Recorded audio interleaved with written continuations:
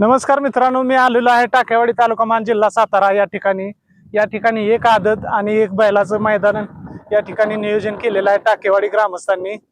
तर 2-4 दिवस झालं मोठ्या प्रमाणात पाऊस झालेला आहे आणि त्यामुळे बैलगाडा शौकीनांना किंवा बैलगाडा प्रेमी असतील किंवा बैलगाडा मालकांना अशी शंका निर्माण झाली आहे की हे मैदान होणार का नाही किंवा या पावसामुळे या मैदानात चिखल झालाय का काय झालाय का याची तपासणी करण्यासाठी मी आता या मैदानावर पोहोचलेलो आहे।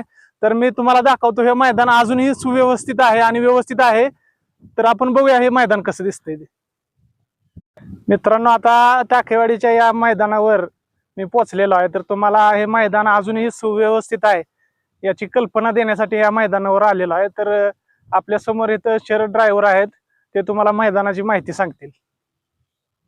बघा, बैलगाडी मालक रान बघायसाठी आलाय तर फाटी एकदम वाढलेली खडखडीत आहे आणि आज सकाळपासून ऊन पडलेलं आहे, त्यामुळे पळण्यासाठी काय योग्य आहे फाटी आहे। पाठीमाग बघा, ट्रॅक्टरने नांगरट चालू आहे। पोरं थांबण्यासाठी जागा भरपूर आहे, 400-500 फूट जागा थांबण्यासाठी आहे आणि फाटी वाढलेले तर राहिलेले बैलगाडी मालकाने नोंद करून घ्या, त्याच्यामुळं काय अडचण नाही। संध्याकाळी 8:30 वाजता लॉट पडणार आहे। तर फाटी एकदम खडखडीत वाढलेली आहे, बघा बघू शकता तुम्ही। चिकल नाही बैलाची नक्की सुद्धा ग्रावणार नाही, रोलिंग केलेलं आहे आणि अजून डबल आम्हाला जर वाटलं तर आम्ही 5 वाजता अजून डबल रोलिंग करणार आहे फाटीला, म्हणजे काय शंका नाही। म्हणजे आता या मैदानावर तुम्ही रोल फिरवलेला आहे, त्यामुळे मैदान 5 वाजता अजून जर वाटल्यास तर डबल अजून फिरवणार आहे। म्हणजे मैदान अजूनही सुव्यवस्थितच बनवायचं चाललेलं आहे, दणदणीत बनवायचं आहे। गाडी मला काय अडचण येऊ नये याची दक्षता आम्ही घेतलेली आहे। बरं, मैदानामध्ये आता काय अडचण राहिलेली आहे का?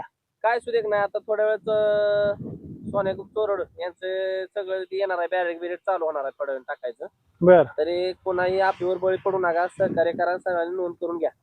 आणि आता इकडं एक बैलगाडी आलेली आहे आज, ते कुठून आलेले? ते नाशिकवरून आले, त्यांनी राहण्या पिण्याची सगळी सोय केलेली आहे आणि संभाजीनगरवरनं पण आलेले असं समजलं। त्यांची सगळे बाहेरून येणार, त्यांची सगळे आदल्या दिवशी जे आज येणार आहे त्यांची सगळ्याची खाय पियाची सगळी सोय केली टाकवडी ग्रामस्थांनी। बर, हे पहा, आपल्या इथं टाकवडीच्या मैदान म्हणजे 29/9 उद्या मैदान होणार आहे। त्या मैदानाची पाहणी करण्यासाठी धारपुडीचे सरजा बैलाचे मालक हिंद केसरी त्यांचं मालक आलते विकास बोडे धारपुडी, त्यांना विचारूया आपण कशी चालू आहे, म्हणजे रानासाठी पाणी बघायला आलं त्यांना विचारूया कसं काय अडचण आहे का नाही ते। बोला। रान व्यवस्थित केलंय शरद ड्रायव्हरने, लक्ष घालून या ठिकाणी रानाचा काय सुद्धा अडचण नाही आणि पुढे सुद्धा उभं राहण्यासाठी एक 400-500 फूट रान आहे आणि फाट्या तर अतिशय चांगल्या आहेत। आता निसर्गाच्या पुढे थोडंसं अडचण येते, पण ती थोडीशी अडचण आहे ती त्यांचं चाललंय रोलिंग वगैरे।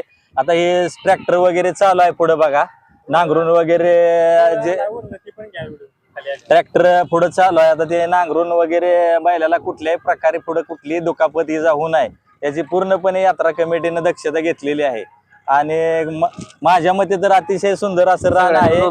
आणि सर्व बैलगाडी मालकांना एक विनंती आहे, कुठल्याही म्हणजे मनात विचार न घेता, पावसामुळे मैदान होणार नाही किंवा काय असं न विचार घेता या ठिकाणी सर्व बैलगाड्यांवाल्यांनी नोंद करून या ठिकाणी उपस्थित राहावं असं मी बैलगाडीवाल्यांना आवाहन करतोय।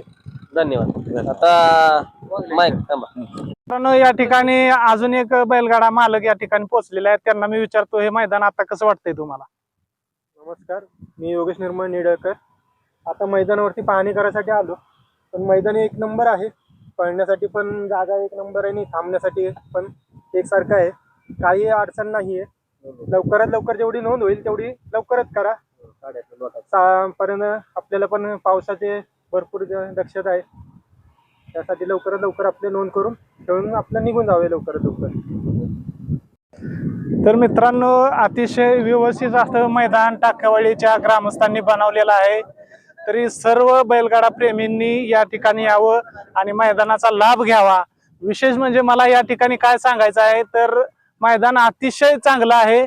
पावसामुळे काही लोकांमध्ये शंका निर्माण झालेली आहे की मैदान खराब झालं असेल किंवा काय झालं असेल, तर तसं काही सुद्धा नाही। तुम्ही माझ्या पाठीमागे बघू शकता, अतिशय व्यवस्थितपणे सगळं नियोजन केलेलं आहे आणि अजूनही यात काय शंका असेल तर टाकेवाडी ग्रामस्थ या ठिकाणी रोलर फिरवणार आहेत। त्यामुळे तमाम महाराष्ट्रातील बैलगाडी शौकीनांना माझी विनंती आहे की तुम्ही सतोषा नगरीमध्ये यावं आणि बैलगाडा शर्यतीमध्ये सहभाग घ्यावा आणि या मैदानाची शोभा वाढवावी. आता तुम्ही माझ्या मागे बघताय, तुम्ही ऊन पडलेला आहे आणि सतोषा देवस्थानच्या पायथ्याशीच हे मैदान आहे. जर पलटण भागाकडून कोण येणार असेल तर त्यांनी बिजवडी मार्गे सतोषा देवस्थान या ठिकाणी यायचं आहे. सोलापूर भागातून येणाऱ्यांनी शिंगणापूर मार्गे या ठिकाणी यायचं आहे. तसेच मसवड मार्गे या ठिकाणी यायला सोपं पडतंय आपल्याला. तर सांगली भागातून येणाऱ्या बैलगाडा प्रेमींना दहिवडीमध्ये आल्यानंतर डायरेक्ट थेट 15 किलोमीटर अंतरावर टाकेवाडी देवस्थान आहे, त्या ठिकाणी यायचं आहे आणि या मैदानामध्ये पोहोचायचं आहे. उद्या सकाळी ठीक 8 वाजता मैदान चालू होईल.